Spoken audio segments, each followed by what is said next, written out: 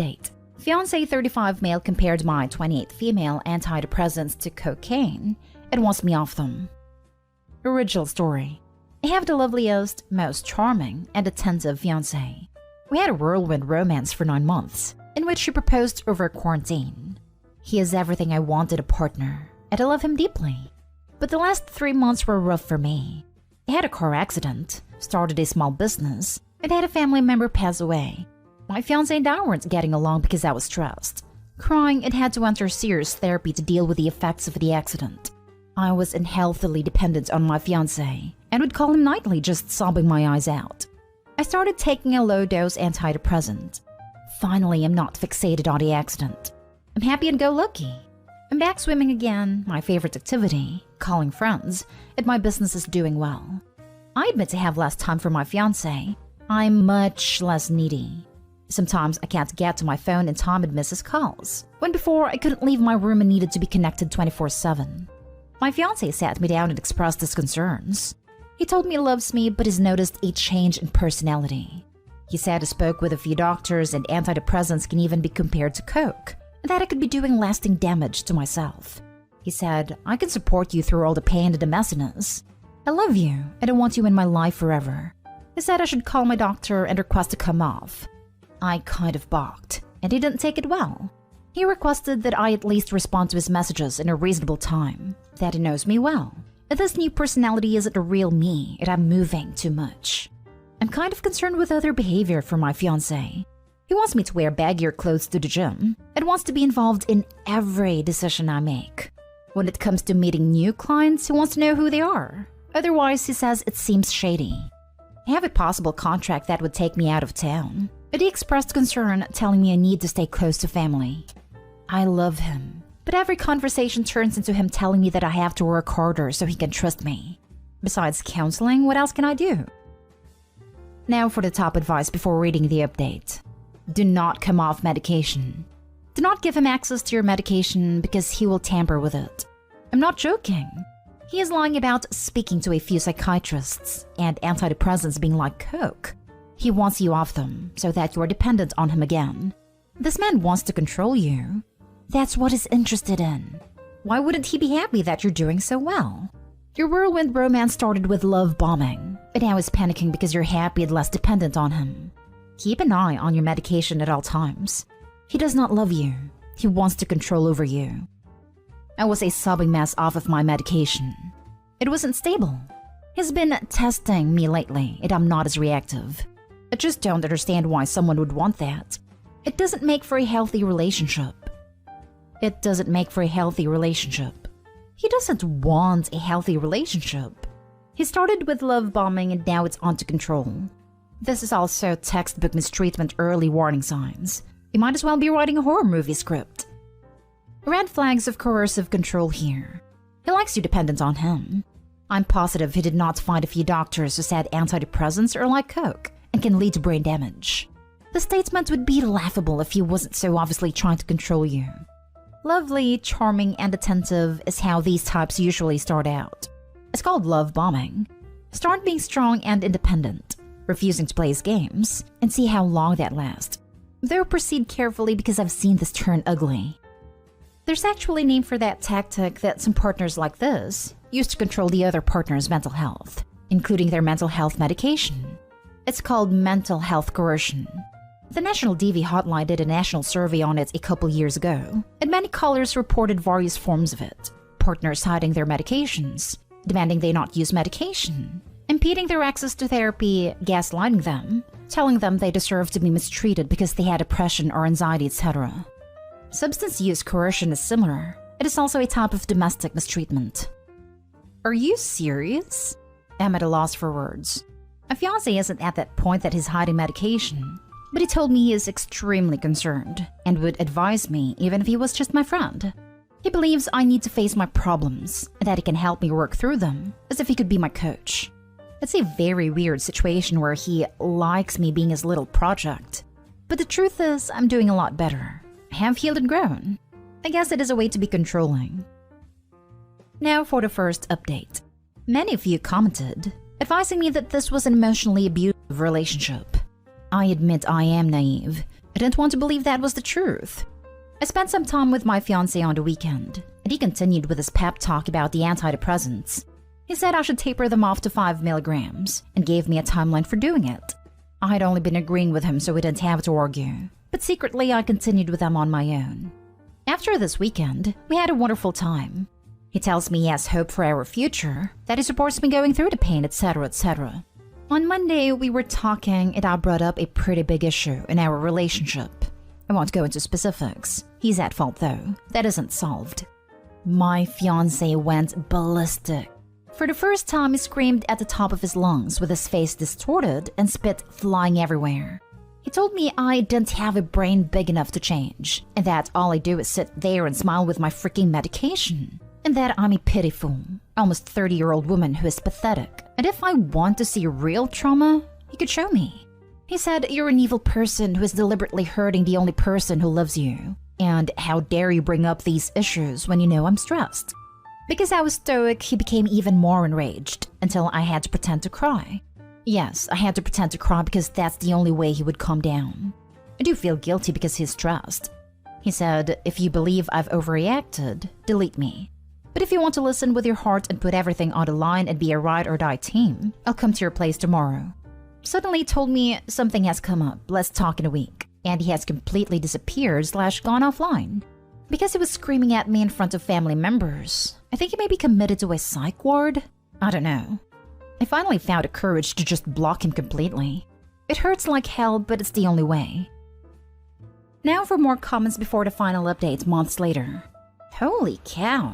You need to keep him blocked and do not get back into this relationship. It's only a matter of time before this becomes physical.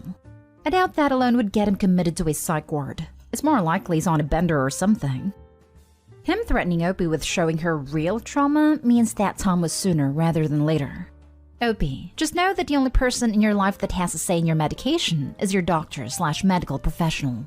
Your, hopefully, ex-fiancé is not a trained professional and therefore had no say in the matter. I do feel guilty because he's stressed. Don't feel guilty about anything in what you did or wrote. Plus, the controlling nature attitude towards your medication tells me you made a correct choice in blocking him. I'm terrified for Opie. If this situation escalates any further, she is going to end up hospitalized or worse. Please stay safe and keep this psychopath out of your life, Opie. I am beyond brainwashed. He calls me every day for 40 minutes to 1 hour to tell me everything what's wrong with me and needs to be changed. Over time, I've started to believe it. I've lost myself. I have to tell you, it is very unusual to conclude that because someone shouted, they have been committed to a psych ward. That is just a really dramatic notion. Why didn't the family members present intervene when he was screaming and spitting on you? It is not because of the screaming. It's because of his unusual / manic behavior that's become increasingly worse the 4 weeks. He is hearing and seeing things that aren't happening. He was telling me I was evil and that I had to wake up. There are many other things I didn't include in this. Sounds like bipolar psychosis, which is no joke. How absolutely ironic that he'd be screaming about you being evil, and stupid for treating depression while he's having a breakdown.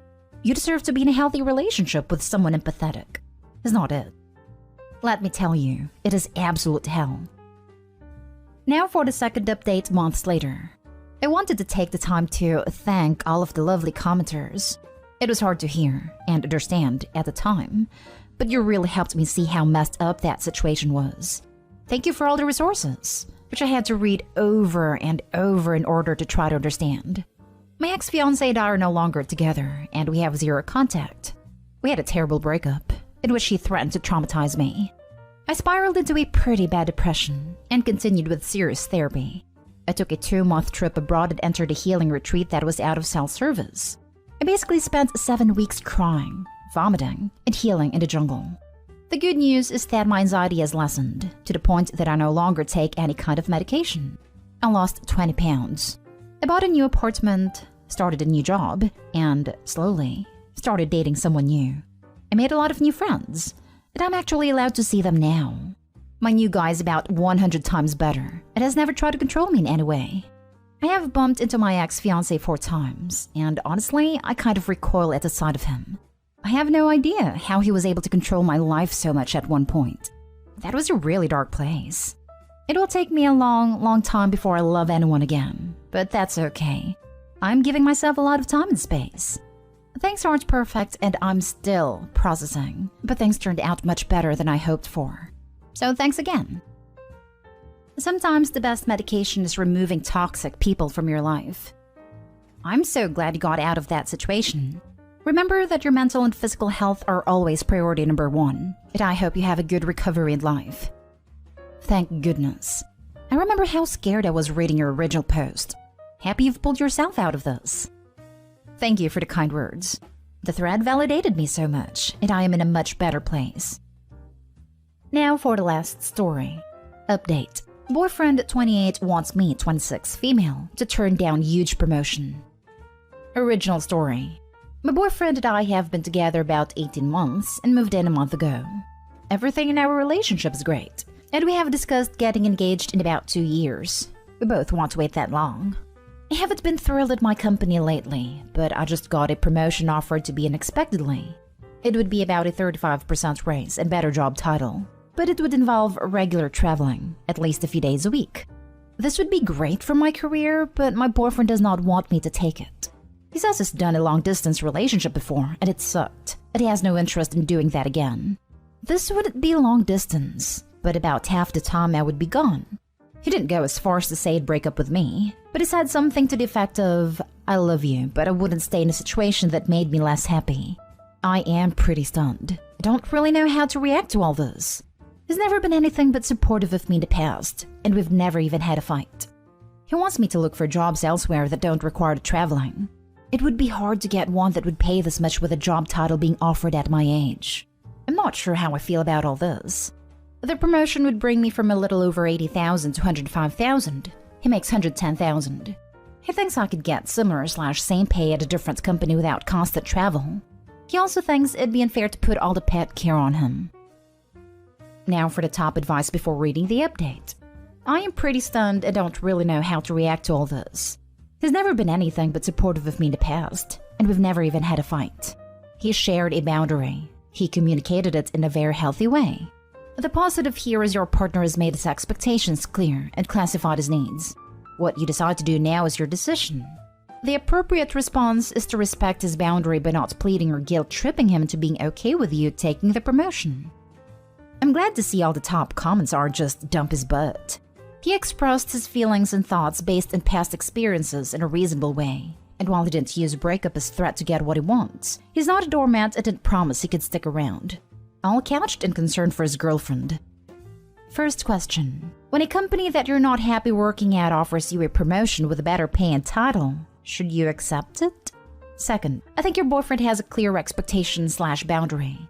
If you guys can't find middle ground in this, it's going to be tough being together. That's part of his argument. I haven't been happy at my company for a while. He thinks getting in deeper by accepting the promotion would just be more stress and it wouldn't be worth the extra salary, but would only harm our relationship. I can't decide if this is just him expressing a boundary and fair or overstepping. Just to be clear, I'm reading you say that you're getting a promotion at a job you don't like and it will cause friction in your relationship. I understand where your boyfriend is coming from, and it is a good thing that he's communicating his boundaries. Being apart for days at a time is bound to put stress on the relationship regardless, so this is something you need to thoroughly consider. Do you think frequent travel is worth the raise? Do you think your boyfriend is being unreasonable with his boundaries? Is the relationship something you want to pursue further? Honestly, this is more up to personal judgment than anything else. The best advice I can give is to talk with your partner. He doesn't seem like he's unwilling to let you work at all. I'm reading that he just doesn't want to be apart frequently. Oh, he is absolutely not trying to stop me from working. He said many times he loves that I have a good career. So does he. And now for the update. Long story short, I declined a promotion. I wanted to work after my conversations with my boyfriend, and I had a talk with my current boss. I asked more about the role and why it was available. Basically, the last 2 people have quit due to the stress. And honestly, the more I learned about it, the less interested in it I was. They gave me until yesterday to decide. But after going home to my boyfriend to the house we just moved into together and hanging with my pets, I just realized things are going so good for my personal life right now, and adding a super stressful job that would harm the best relationship I ever had would be a mistake. Also, it really wouldn't be fair to put all the pet care on him. When I got the dog as my own and we agreed to get the cat together. Then my mom said that when my dad had a job like that, they almost broke up before they were married. I've always looked at their relationship like the gold standard, so to hear that was shocking. I also asked my friend with a similar work schedule, and she said she's looking for new jobs because despite making good money, she can never actually enjoy it since she's always on the road. She and her boyfriend at the time she started that job broke up, and she said the job had a lot to do with that. I don't want that for me. I know a lot of people say I shouldn't make decisions around a boyfriend, but I truly believe that he will be my husband and father of my kids one day, so I'm happy to have made this decision. I am starting to look for a new job, and I'm glad my boyfriend encouraged me to not get in deeper with my company, because I'm realizing that the only toxic relationship I have is with my employer, and the one I have with him is quite healthy. I appreciate the advice I received on my last post. The last 2 people have quit due to distress. Even without your boyfriend, this would be enough for me to not take the job. In general, I agree not making career decisions for a relationship that is still fairly young, but it sounds like this probably would have been a nightmare anyway. If you're good at your job, there will likely be other opportunities for advancement. Yeah, my roommate's sister was offered a really good job. 6-figure salary plus other benefits. But once she joined, she heard that many prior to her left the job pretty early on. After a few days, the boss started making unwanted advances. Since it's an outsourcing company, HR complaints need to be made to a different country's branch. The complaint she made didn't go far, so she just left the job. There's apparently 0 retention for that position. Okay, this is a better reason than just boyfriend. If you were about your work-life balance, that is valid. I've quit jobs over that. It's definitely the biggest reason, but yes, the others matter as well. Sweetheart, you might not read this, but I always give this advice to most people. Don't live to work, work so you can live. Do not make your job your life. Work enough so you can support your life. Your job should be just that, something you have to do. A job, not your life. I disagree. Find something you love and do it well. That is how you find true balance.